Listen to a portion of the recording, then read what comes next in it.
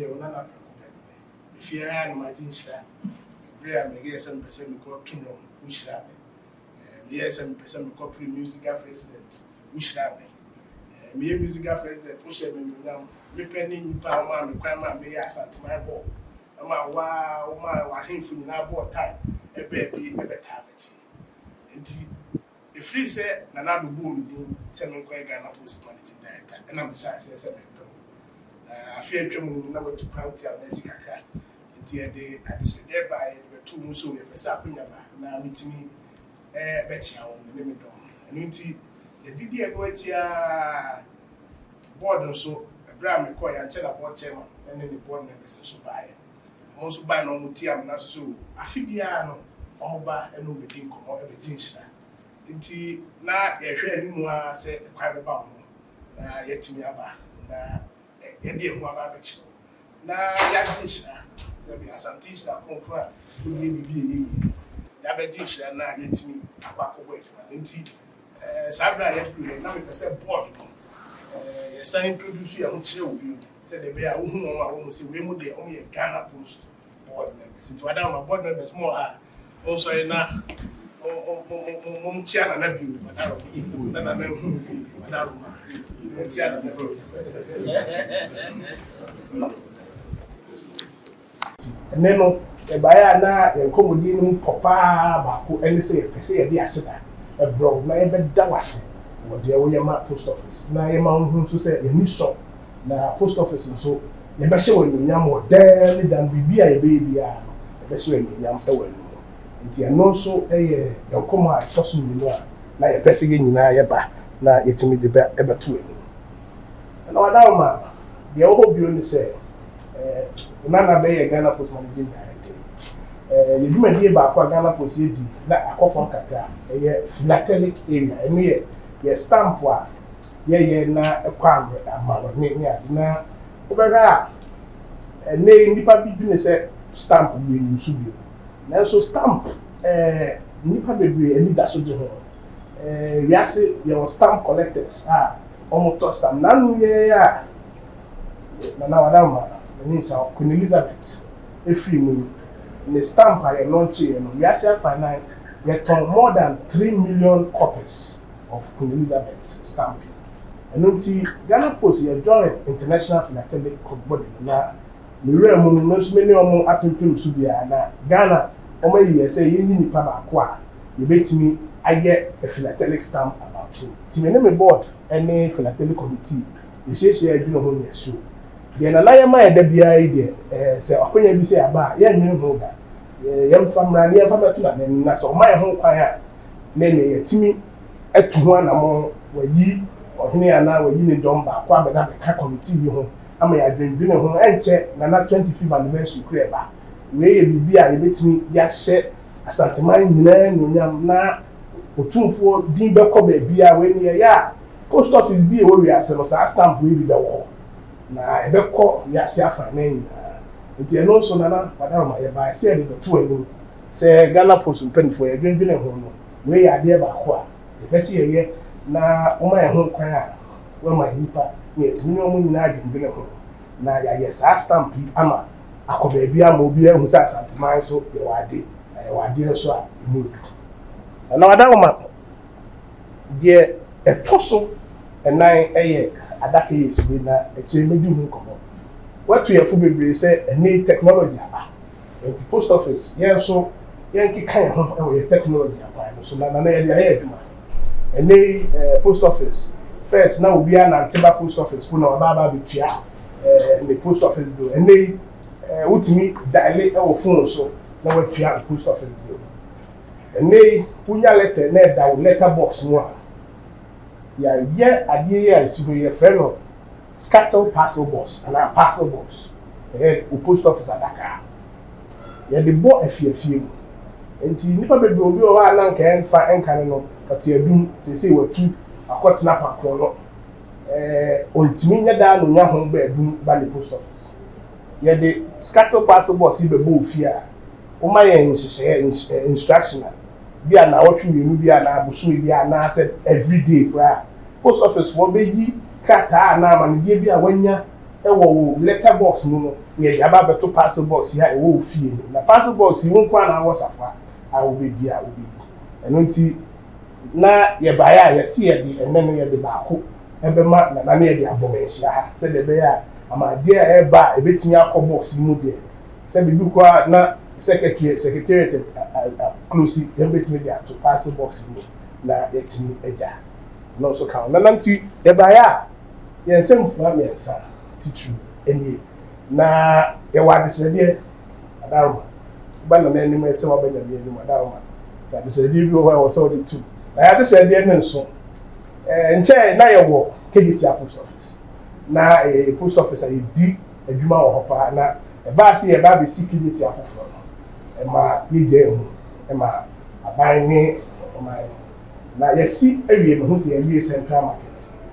didi extra besi na post office ye nyanya ba bia ye di post office e be ba e central market do madam adisede se odi wa no betum na post office enya ye post office e wo ye kinitia adama nana Valentine Day eye da ipa chedo last year nana ko post office e di bia by a friend of Vals on Wheels post office motor riders no Valentine dra yesi ho fine na obi a opese ode ade che ndofo no e di akwa akọ che no ama no post office bi mede bi aye di a TV for the ho jim na aye bi fefe na afiwe adama na man ho kwan a e pese wa che di abema le di Julia ye post office for ye be so na ye so ye de ka na ye nanti eno so adise de ewie ya na ye wie na dru krakra na so nana edikai me to safe nana ba we ono na ye flat lecture ma ye wo achedi a fa post near stamp and the person padana utimi ede amount on behalf of the board and management of post office. Why you if you have Metano Baha, when you Ghana Tourism Federation for up Yayo Baha, we shall see them more go. My share with them bear. Watch a crack. Watch a Mrs. Stella Pinton. Yabaha, Otumfuo cried in Hena to Abe here life petrol. And here life petrol, in a Afibia Yaba, and I'll never come a year yet. My year, yet the boat, as a man who bound baby. See, Sarah, the Midinahama philately, Midinahama philately. In the Ghana for one short letters, one APBR. Nurse Demma, or Bowakan. If a baby are a high baby, I watch your letters. You go for people over other way in there, or collect stamps, or collect Madam or collect stamps. Go for P. No, I begin a have the Ghana post Baha, Kofiana stamps wire. Two father wire. Umwana rankasa wada wenye bimbo wenye bi Kofiana nankasa ba onana ba menye bi wo menye bi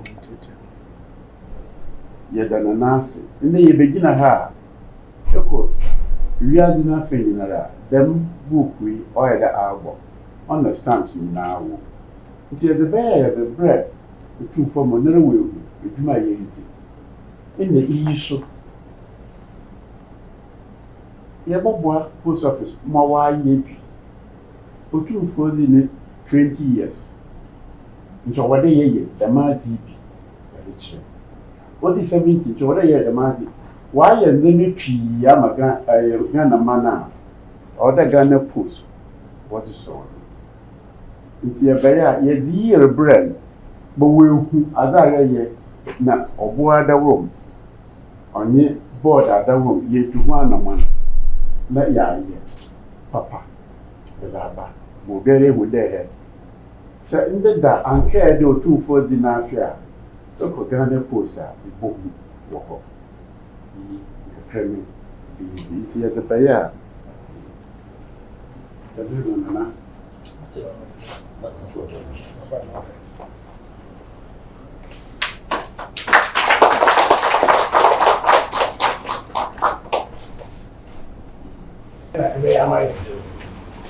a post office. Who came up now? We see feel we are kind of post office for their own and now I am confetti. May I get citation for fair chairman represented. Amount now. Who are when boss are now they are kind so they be able post office for now. Okay, I'm going to use so I don't want to use it. So now we Citation of appreciation. Otumfuo was said to do this again. Was words written of a king outlives his inheritance. Your predecessors fought wars with weapons to liberate populations, but you have fought and still fight with your wisdom to unshackle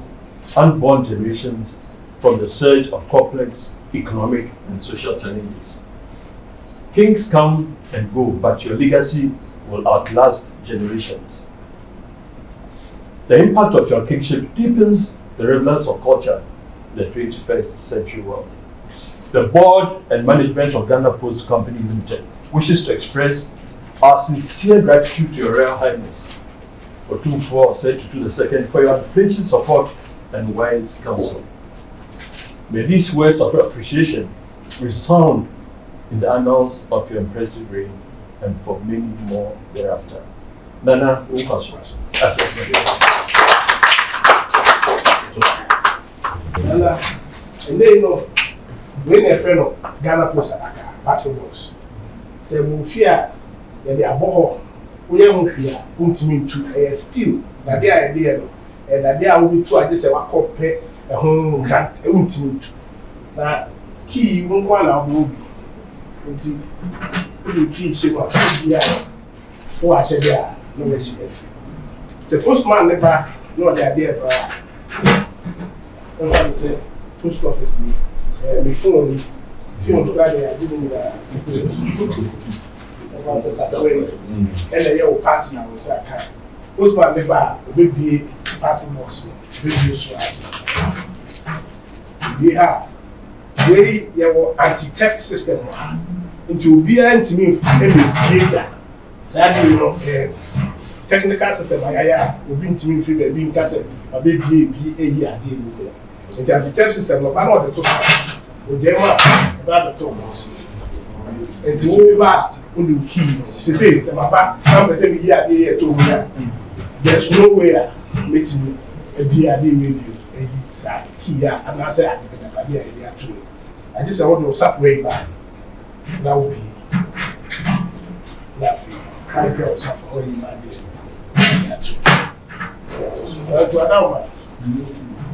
This start dressing, so I mentioned this start dressing was 80,000. It's basically a post office boxer. They more personalized scatter passports. So I don't want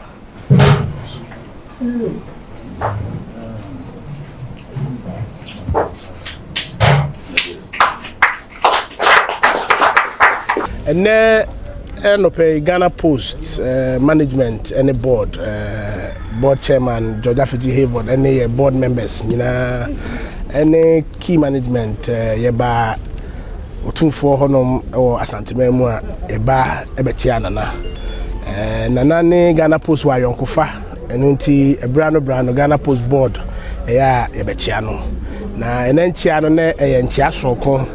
enam se enche bebre ena Ghana Post ye management ene board no ensaka ebe mu